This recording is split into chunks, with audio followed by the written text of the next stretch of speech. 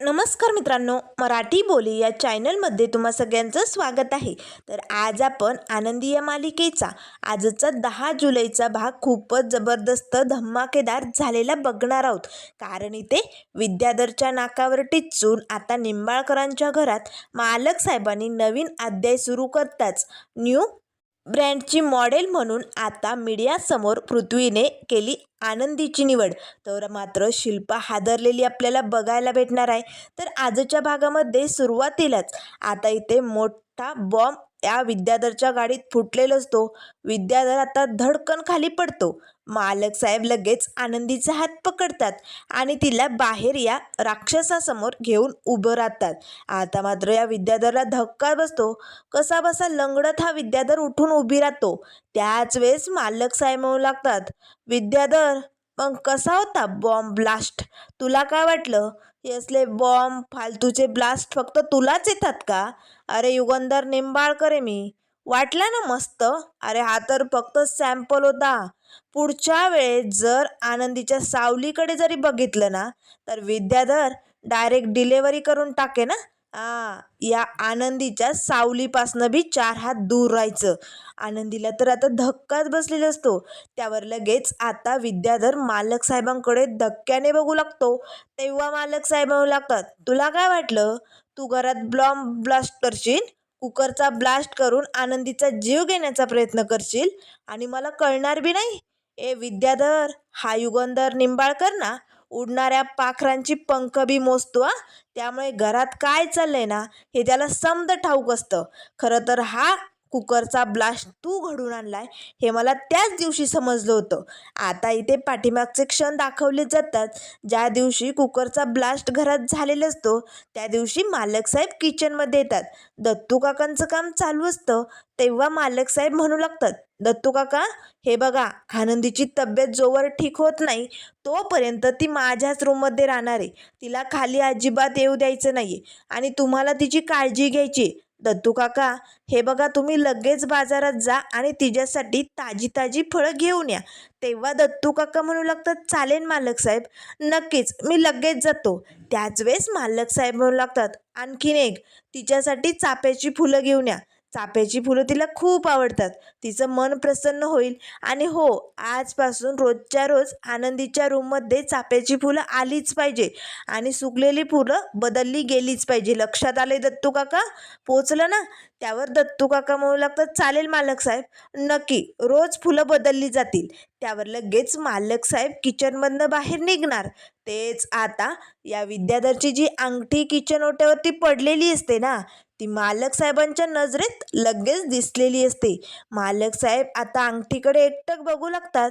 त्याच वेळेस मालक साहेबांनी लगेच या विद्याधरचा डाव ओळखलेला असतो. कारण त्याची अंगठी इथे कशी आली हे सगळं त्यांच्या लक्षात आलेलं असतं. त्यामुळे विद्याधर, मी त्या दिवशी गप्प बसलो. कारण हवं तर हा ब्लास्ट मी त्या दिवशीच केला असता. पण नाही, आनंदीची तब्येत बरोबर नव्हती ना, तेव्हा मी गप्प बसलो. पण आता मी त्याचा बदला घेतला. त्यामुळे विद्याधर, मी या पोरीचा हात धरून तिला बायको म्हणून मानाने या घरात आणले. त्यामुळे तिच्या वाटेला जाण्याचा प्रयत्न करू नको.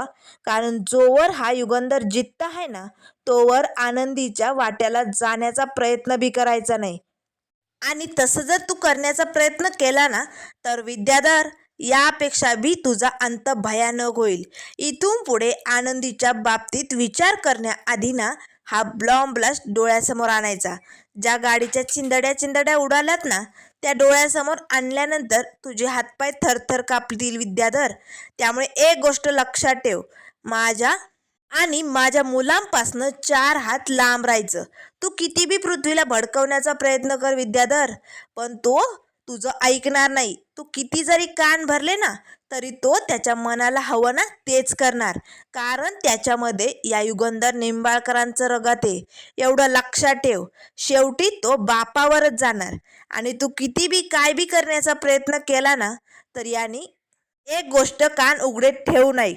आजपासून हा युगंधर निंबाळकर आणि त्याचा पोरगा पृथ्वी निंबाळकर मिळून आता एक नवीन ब्रँच उभी करणार. नवीन निंबाळकरांचं साम्राज्य उभं असणार आहे. त्यासाठी तुझ्या नाकावर टिच्चून विद्याधर आजपासून निंबाळकरांच्या घरात बाप लेकांचा नवीन अध्याय सुरू होणार आहे. आनंदीला मात्र खूप आनंद होतो. तेव्हा लगेच आनंदी म्हणू लागते, जसं माणूस पेरतो ना तसंच उगवतं, त्यामुळे नीट विचार करून पेरायला पाहिजे. आता विद्याधरला खूपच राग येतो. त्याच वेळेस मालक साहेब म्हणू लागतात, पोचलं ना, लक्षात ठेवायचं. असे म्हणताच आता विद्याधर समोर मालक साहेब आनंदीचा घट्ट हात पकडतात. आता मालक साहेबांनी आनंदीचा हात पकडताच या विद्याधरला खूप राग येतो. मालक साहेब लगेच आनंदीचा हात पकडून तिला आतमध्ये घेऊन जातात. विद्याधर खूप भडकलेला असतो. युगंधर निंबाळकर, आज तुझ्या माणसांनी केली असेल दिवाळी साजरी, पण आता पुढचा ब्लास्ट मी करणार आणि पुढची होळी तर मीच पेटवणार.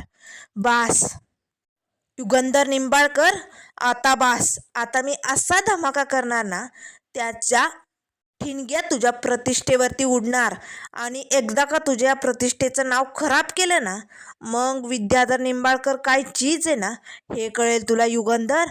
असे म्हणत आता लगेच विद्याधर आपल्या हातांकडे बघू लागतो, कारण त्याच्या हातातनं सगळीकडनं रक्त निघत असतं. विद्याधर खूप भडकलेला असतो. तर त्यानंतर इकडे आता आनंदी किचनमध्ये येते. आरतीताईला तिने आता सगळं काही सांगितलेलं असतं. तेव्हा लगेच आरती म्हणू लागते, बरं झालं मालक साहेबांनी जे केलं ना ते अगदी चांगलंच केलं आनंदी. अगं काय गरज होती कुकरचा ब्लास्ट करून तुझ्यावरती असा जीवघेणा हल्ला करायची त्याला. बरं झालं मालक साहेबांनी त्या विद्याधरचा बदला घेऊन ना चांगलंच काम केलंय.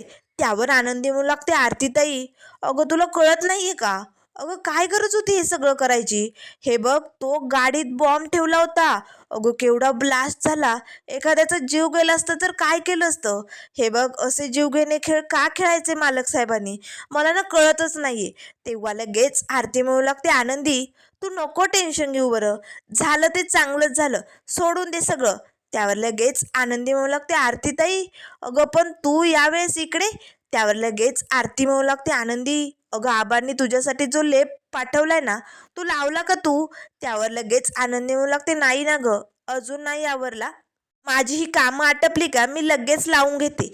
त्यावर लगेच आता आरती म्हणू लागते, बरं बरं नक्की लाव बरं का, आबा विचारतील परत मला.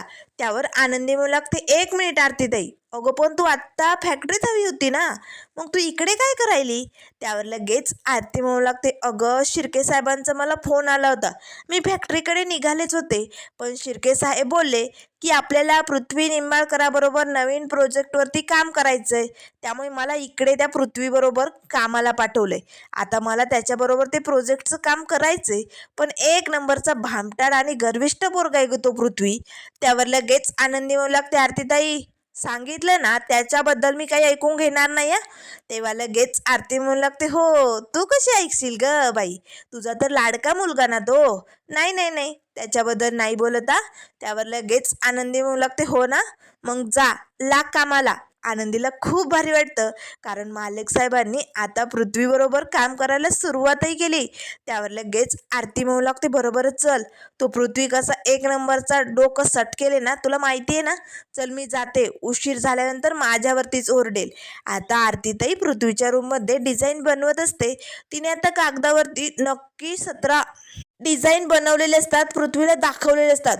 प्रत्येक डिझाईन दाखवली की कागदाचा गोळा करायचा आणि फेकायचा, एवढंच काम या पृथ्वीचं चालू असतं. आरतीताई भडकते, अरे तुला डोक्याचा भाग आहे का, अरे मी डिझायनर आहे, फॅक्टरीत सगळ्या डिझाईन माझ्या पद्धतीने बनवल्या जातात आणि तुला एक बी आवडत नाहीये. त्यावर लगेच पृथ्वी म्हणू लागतो, कसल्या डिझाईन आहे जुनाट पद्धतीच्या, मला युनिक नवीन असं नवीन मॉडेलिंगसाठी काहीतरी हवंय ग, जे जगात सगळ्यात जास्त आवडलं पाहिजे, चाललं पाहिजे. अगं असं नवीन पद्धतीचं पाहिजे, हे सगळं सामान्य पद्धतीचं झालं. त्यावर लगेच आता आरती म्हणू लागते, तू माझ्या डिझाईन लावून ठेवतो, माझ्या, तुला कळतं का, सगळ्या फॅक्टरी डिझाईन ना मीच करते. त्यावर लगेच आता पृथ्वी म्हणू लागते, करत असशील तू, पण माझ्या मनात ना असं काही नाही आहे. हे बघ, मला हे असलं ना भंगार डिझाईन नकोच आहे. अगं मला असं ग्लोबल, असं जगात भारी वाटेल, युनिक पद्धतीचं, मॉडेलिंग पद्धतीचं, असं वेगळं काहीतरी हवंय. त्यावर लगेच आता आरती म्हणू लागते, 1760 डिझाईन बनवून दाखवल्या, झालं का कागदाचा गोळा, झालं का कागदाचा गोळा. अरे तुला डोक्याचा भाग आहे का? मला ना तुझ्यासोबत कामच करायचं नाही आहे मुळात म्हणजे. त्यावर लगेच पृथ्वी म्हणू लागतो, मग मी बोलावलं तुला? मी इकडे बोलावलं का? चल निघ. लगेच इकडनं निघायचं. तेव्हा आरती म्हणू लागते, जाणारच आहे. मला हाऊस नाही आहे तुझ्यासारख्या बिनडोकासोबत काम करायची. आता पृथ्वीला राग येतो. तू मला बिनडोक बोलते? अगं तुझ्या या या डिझाईन कशा आहेत त्या कळतंय का तुला? अगं एक नंबरच्या मेडिक्लोर आहेत त्या. तेव्हा लगेच आता आरती म्हणू लागते, मला मॅडम मेडिक्लोर म्हणाला तू? त्यावर लगेच आता पृथ्वी म्हणू लागतो, हो म्हणजे सामान्य जुनाट पद्धतीच्या केव्हाचं सांगतोय मी. त्यावर आरती म्हणू लागते, समजलं, पण माझ्या डिझाईनला नावं ठेवलेलं मला चालणार नाही. तेवढ्यात आता दोघांची भांडणं झोपलेली असतात. त्याच वेळेस आनंदी मिळते. काय झालंय? काय आरडाओरडा करताय तुम्ही? त्यावर लगेच आता आरती म्हणू लागते, हे बघ आनंदी, मी या तुझ्या लाडक्या पोराबरोबर म्हणणार. तेच आनंदी म्हणू लागते, आरतीताई पृथ्वी सर म्हण. तेव्हा लगेच आरती म्हणू लागते, हो तुझ्या या लाडक्या छोट्या मालकांसोबत ना मी काम करणार नाही. एक नंबरचे गर्विष्ठ आहे. अगं 1760 डिझाईन काढल्या, त्यांना एक बी पटत नाही. असं कुठे असतं का? याचा अर्थ याच्या डोक्यात काहीच शिजत नाही आहे. याला ना कळतच नाही याला काय करायचंय. मग धड सांगता येत नाही काय बनवायचंय ते. त्यावर लगेच पृथ्वी म्हणू लागतो, हे बघ आनंदी, ही पोरगी ना माझ्या डोक्यात जाते. माझ्या डोक्याचा भुगा केला हिने. हिला सांग इकडनं निघायला सांग. मला ना हिच्यासोबत कामच करायचं नाही आहे. हिला ना एक सुद्धा चांगली डिझाईन येत नाही. त्यावर लगेच आनंदी म्हणू लागते, बास, दोघांनी बी आरडाओरडा बंद करा. बास, पुरे झालं. हे बघा, तुम्हाला हे प्रोजेक्ट अगदी मन लावून शांततेत एक टीम करून तयार करायचं आहे. आपल्याला सगळ्यात जास्त महत्त्वाचं काय आहे? हे प्रोजेक्ट आहे की नाही, ते आपल्याला जगात भारी झालं पाहिजे की नाही. मग तुम्ही तुमचा आधी हा इगो आहे ना, हा बाजूला ठेवा. तुमचे हे वैयक्तिक जे प्रॉब्लेम्स आहेत, जो राग आहे ना मनात, तो जर तुम्ही बाजूला काढून ठेवला आणि शांतपणाने एकत्र येऊन एका टीम बनून चांगला विचार केला आणि प्रोजेक्ट तयार केलं तर नक्कीच काम होऊ शकतो. त्यावर लगेच आरती म्हणू लागते, याच्यासोबत आणि शांतपणे एक टीम बनून मला नाही जमणार. तेव्हा आनंदी म्हणू लागत, आरतीताई गप्प बैसा. हे बघ, असं काही बोलायचं नाही आहे. मी सांगते ना, शांत डोक्याने काम करायचं. आणि पृथ्वी, अरे आरतीताई डिझायनर आहे रे. तेव्हा पृथ्वी म्हणू लागतो, हो ना, मला हाच प्रश्न पडला आहे. हिला आपल्या फॅक्टरी डिझायनर म्हणून कोणी कामाला घेतलं आहे? जमतंय की हिला काही? अजिबात जमत नाही. तेव्हा लगेच आता आरती म्हणू लागते, मालक साहेबांनी ठेवला. माझ्या मालक साहेबांना जाऊन विचार, त्यांनी मला का कामावर घेतलंय ते. तुला नाही कळणार ते. त्यावर लगेच आता पृथ्वी म्हणू लागतो, हो मालक साहेबांनी घेतलं ना, ते माझे वडील आहेत, त्यांना काही बोलायचं नाही आहे. त्यावर लगेच आता दोघांचा आरडाओरडा सुरू होणार. तेच आनंदी ओरडते, बास, बाद झालं, आता पुरे झालं. आरतीताई, पृथ्वी, दोघेही गप्प बसा. आणि पृथ्वी, हे बघ आरतीताई खरंच खूप चांगली डिझायनर आहे. अरे आपल्याला जे साता समुद्रापलीकडे पॅलेस डील भेटलंय ना, ते फक्त आरतीताईच्या डिझाईनमुळे.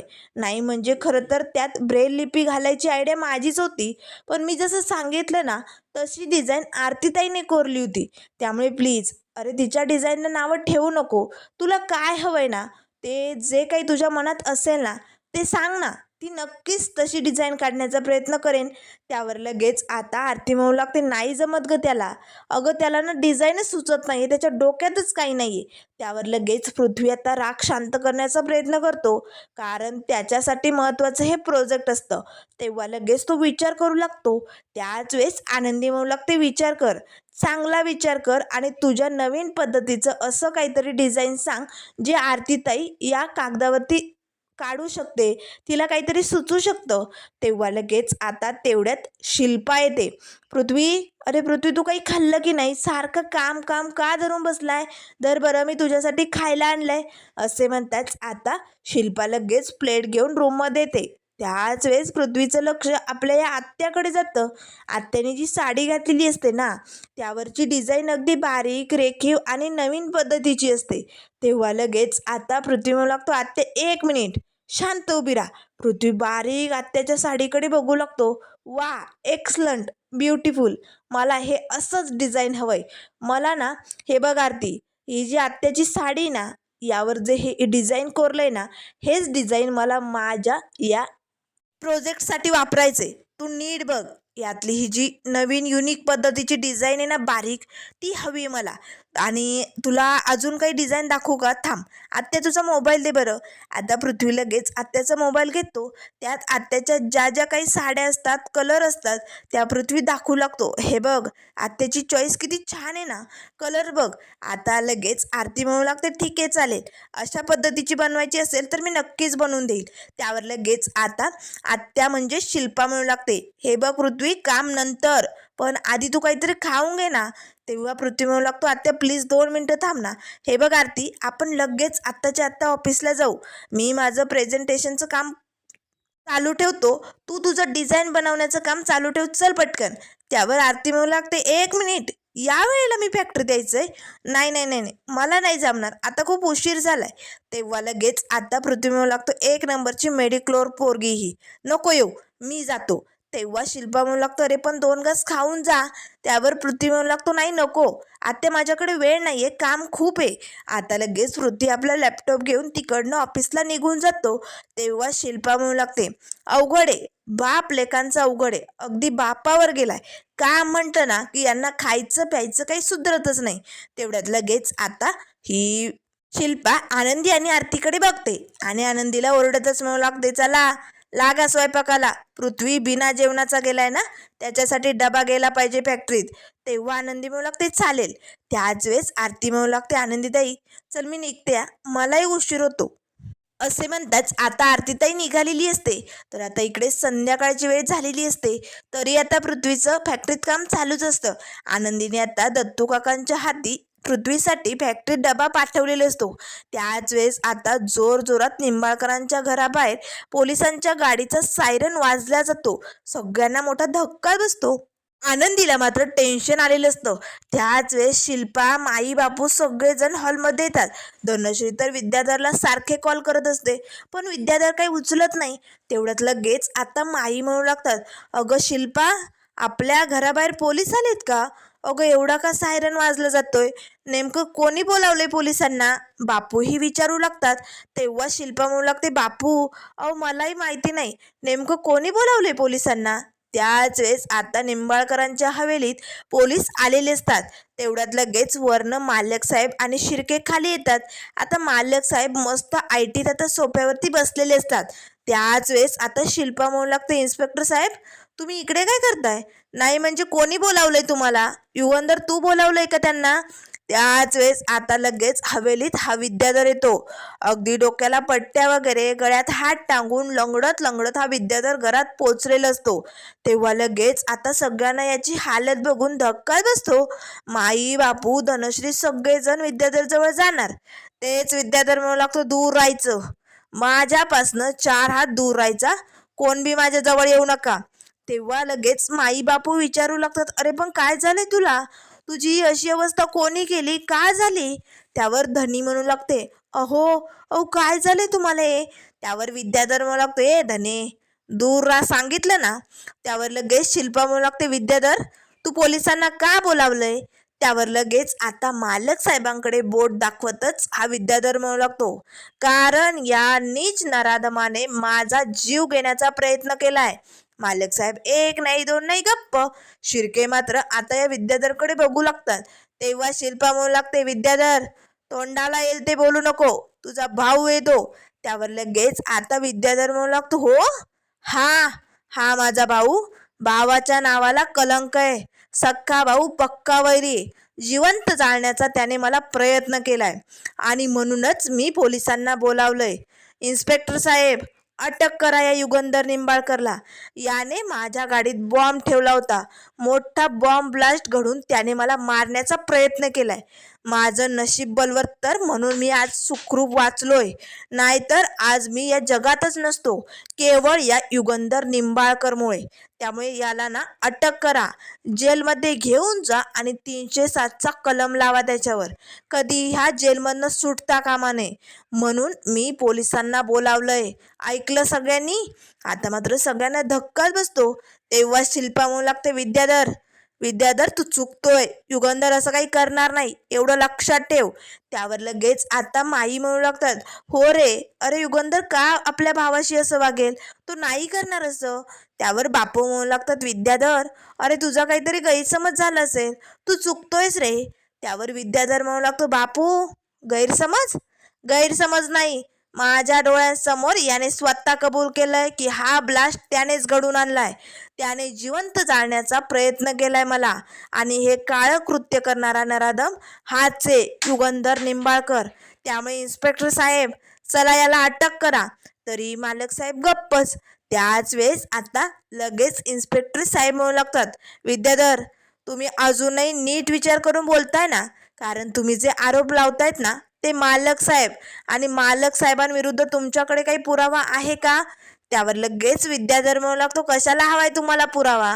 मी सांगतो ना, त्याने माझ्यासमोर स्वतः कबूल केलंय. मग तुम्ही काय इकडे वाट बघायला आले का चहा पाणी घ्यायला आले? अहो पकडा की त्याला, जा त्याला जेलमध्ये घेऊन. आता लगेच मालक साहेब उठतात, एक मिनिट विद्याधर, मी हा बॉम्ब ब्लास्ट घडून आणलाय याचा तुझ्याकडे काही पुरावा आहे का? असेल तर सिद्ध कर. आता विद्याधरला धक्का बसतो, हे बघ युगंधर दादा, तू स्वतः माझ्यासमोर कबूल केलंय हा. त्यामुळे आता मी तुला अटक करायलाच लावणार आहे.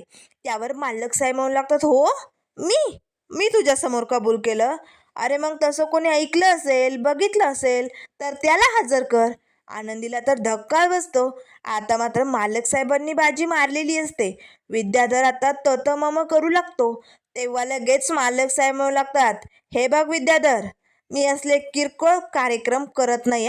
आपल्याला मोठाच धमाका आवडतो. त्यामुळे तुझ्याकडे ठोस पुरावा असेल तर मला अटक करायला ये, नाहीतर मग मी तुझं ऐकून घेणार नाही. हे बघ, माझ्यावरती असले घाणेरडे आरोप लावणं बंद कर.